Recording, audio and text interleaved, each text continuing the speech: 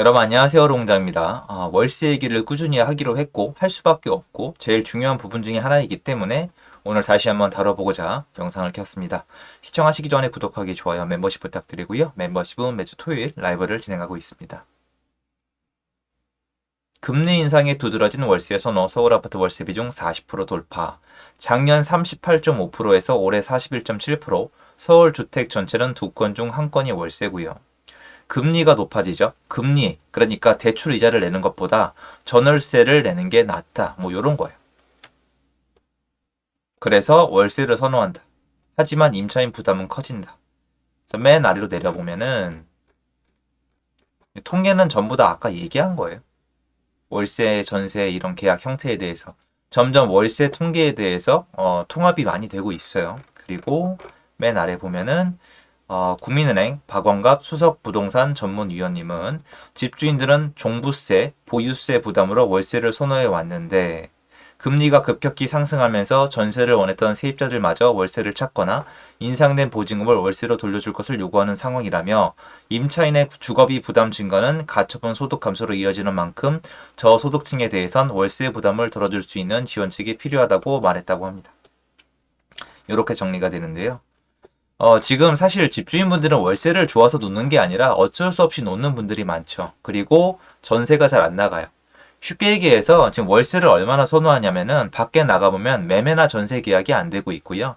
전국이 매매 전세가 거의 다 떨어지고 있고요. 월세만 나홀로 상승을 하고 있습니다.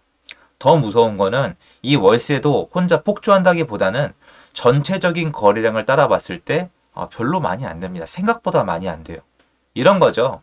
중개사님들한테 인터뷰를 해보면은 매매, 전세가 안 되는 이 사람들이 월세 계약을 다 하게 되면은 월세 계약이 엄청 많아야 되거든요. 월세 계약이 엄청 많느냐? 그게 아니에요. 전체 거래 건수 자체가 줄었기 때문에 시장 자체의 침체, 사람들의 수요 자체가 어떻게든 버티고 어떻게든 계약하지 않고 떠나지 않고 이사하지 않고 위로 올라가지 않고 어떻게든 지금 상태라도 유지하거나 아니면 밑으로 내려가서 빌라나 오피스나 다른 데로 가는 이런 형태를 밖에 나가서 찾아볼 수가 있거든요. 거래 자체가 없는 상황에서 월세 하나로 지금 가고 있는 시장이 현재 시장입니다. 근데 제가 오늘 굳이 얘기를 왜 꺼냈냐? 계속 봐야 되거든요. 여러분 월세가 이대로 계속 올라간다는 보장이 없어요, 사실은. 그렇지 않습니까? 왜냐면은 쉬워요. 만약에 월세 수요가 올라갔어요. 근데 지금 월세 수요가 올라간 이유는 전세 계약하는 게 너무 부담스럽기 때문이에요. 그리고 매매를 하자니 너무 무섭죠. 지금 집을 사는 건 바보라는 인식이 이미 확정이 됐고 사람들의 분위기는 지금은 결코 어떠한 일이 있어도 집을 살 시기는 아니다. 이런 분위기가 만들어 있는 상황이고 서울이 지금 한 달 거래량이 600건이 안 돼요. 매매는 안 된다고 생각하시면 돼요.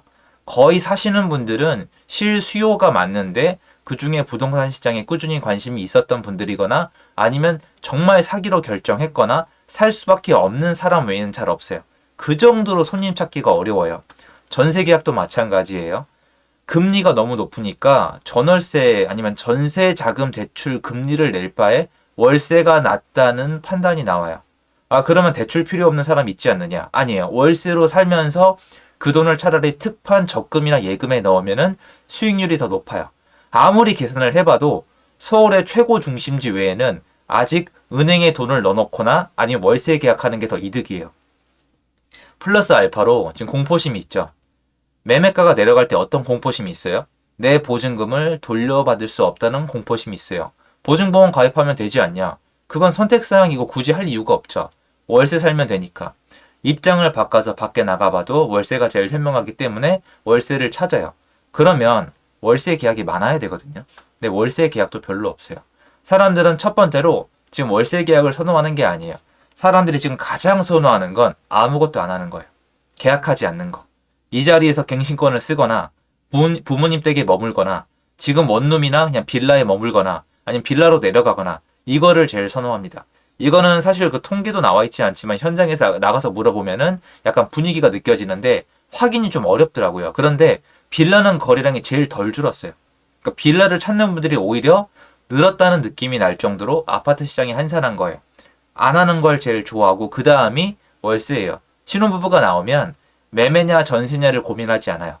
전세냐 월세냐를 고민을 해요. 근데 설명을 듣고 집에 가서 계산을 해보면 전세 계약을 안 해요. 그리고 월세 계약을 합니다. 전세 계약을 하는 분들은 굉장히 좋은 대출을 쓸 수 있거나 부모님 말을 듣고 도움을 받았거나 전세를 하기로 이미 마음 먹었거나 이 문화에 젖은 분들이 많아요. 그리고 참고로 빌라 시장은 예전에 이미 월세와 전세 수요 공급이 나눠져 있었어요.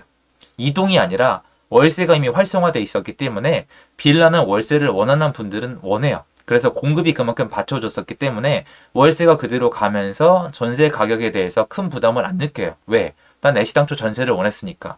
근데 아파트로 오게 되면은 이게 이미 전세가도 높은데다가 금리가 갑자기 몇 배가 올랐기 때문에 금리가 되게 부담스러워서 월세를 생각해 보는데 집에 가서 계산기를 두들겨 보면 너무 괜찮은 거예요. 내가 월세 살면서 이 돈을 은행에 넣어놓거나 아니면 그냥 월세 살면서 뻐기거나 이러면 된다는 얘기예요. 그래서 아무것도 안 하는 거, 그 다음이 월세, 그 다음이 전세나 매매 중에 하나인데 둘 다 굉장히 선호하지 않아서 지금 거래가 안 돼서 다 떨어지고 있습니다.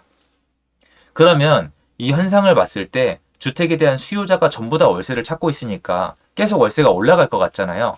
근데 그걸 지켜봐야 된다는 거예요. 왜 그러냐? 자, 보시면은 집을 찾는 수요만 있는 게 아니라 집을 팔라는 이 공급도 있어요, 여러분. 근데 이 공급자가 보시면은 공급자가 팔다 안 되면 뭘 하죠? 팔다 안 되면은 전세를 놔요. 왜? 파는 이유 자체가 목돈이 필요해서예요. 그런데 목돈이 필요한데 월세를 놓겠어요? 아니에요. 매매하다 안 되면은 전세를 놔요. 근데 이마저 전세도 안 나가요. 그러면 이자나 세금이라도 내야 되니까 이걸 또 월세를 놔요. 반전세나 반월세를 놔요. 그게 그건데 아무튼 이런 형태로 간단 말이에요. 그런데 매매 시장이 완전히 없어져 버려서 사람들이 살아남기 위해서 한동안 전세 월세 공급을 폭발적으로 늘린다? 그럼 월세가 더 이상 올라가지 못할 수도 있어요. 이 상황에서 월세가 안정화되게 되면은 정말 말 그대로 월세화가 된 상태에서 더 오랜 기간 동안 주택시장이 유지가 되는 거예요. 물론 언젠가는 신규 공급이 부족해지겠죠. 사람들이 월세 계약밖에 안 한다면은 건설사 입장에서는 자기들이 지어서 자기들이 월세 놓을 생각이 아니고선 안 짓는데 그런 수지타산이 맞을 곳은 없어요. 왜? 대출을 받아야 되니까요. 현금 부자인 건설사도 그걸로 지어서 월세 받기보다는 차라리 금리 장사를 하는 게 낫겠죠. 다시 얘기해서 월세 하나로 몰린 시장에선 영원히 갈 수는 없지만 지금 이 시기에서는 월세가 언제까지 올라가고 멈추긴 하는지 아니면 월세에서 전세로 넘어가는지 계속 추적해서 보셔야 돼요. 좀 피곤한 시장이에요. 근데 안 지켜보면 안 돼요. 그냥 막연하게 지금은 월세가 제일 좋으니까 월세가 계속 오른다. 서울 월세가 끝도 없이 오르다가 사람들이 전부 다 전세로 옮겨갈 거다. 이게 아니라 지금은 어디서 어떤 공급이 튀어나올지 모르는 게 뭐냐면 이미 분위기가 정해졌어요. 저도 느끼고 있는데 공포감과 위기감을 느끼기 때문에 주택을 내놓는 사람들이 매매든 전세든 월세든 어떻게든 살아남기 위해서 뭐든지 해야 돼요. 이게 되게 무서운 게 내가 소유권을 갖고 있는 이 주택에 대해서 누군가 대신 책임져 주지 않아요. 내가 뭐라도 해야 돼요. 하다 안 되면 경매라도 넘어가야 돼요. 경매로 넘어가면 매매죠. 끝까지 그것도 처분이 안 되면 그냥 뭐 다 끝나는 건데 쉽게 얘기해서 내가 어떻게든 처분을 해야 돼요. 처분을 하는 과정이 매매든 전세든 월세란 말이에요. 근데 이런 궁지에 몰린 분들이 굉장히 많아서 지금 그 엄청난 시세 하락이 일어나고 있는 거거든요. 이분들이 어디로 공급을 하게 될지 아무도 모르기 때문에 이건 추적을 해야 돼요. 이건 알 수가 없잖아요. 시장에 나가서 요새 전세를 올라 그러면 서로 경쟁이 붙어서 전세를 계속 내려요. 전세가 엄청 올랐었잖아요. 이걸 서로 앞다퉈서 막 내리고 있어요, 여러분. 굉장히 위기감을 느끼시면서. 그러면 전세를 계속 내리다 보면 어떤 생각이 들어요? 아, 차라리 이거 대출로 땜빵하고 월세 받고 말겠다. 그럼 월세가 나올 거 아니에요. 시장의 전체 수요가 월세로 다 몰린 게 아니라 전체 수요 자체가 줄었어요. 이 준 상태에서 얼마나 갈지는 몰라요. 사람들이 이동 안 하고 버틸 수 있는 시간에 한계가 있을 거 아니에요. 이건 모르는 상황인데 우리가 지금 봐야 되는 건 집을 가진 사람 입장에서 세금 내고 대출 이자를 내야 되기 때문에 당장에 6개월, 1년, 6개월, 3개월, 3개월 단위든 6개월 단위든 내가 생존 기간에 대해서 알아야 되는데 지금은 팔로우업을 하셔야 돼요. 만약에 내가 정말 여유가 없는 분이라면은 이대로 가다가 아, 이거 월세 계속 오르겠네. 무조건 월세를 계약을 하니까. 그러니까 월세 오르다가 한계에 차면 전세로 넘어가겠네.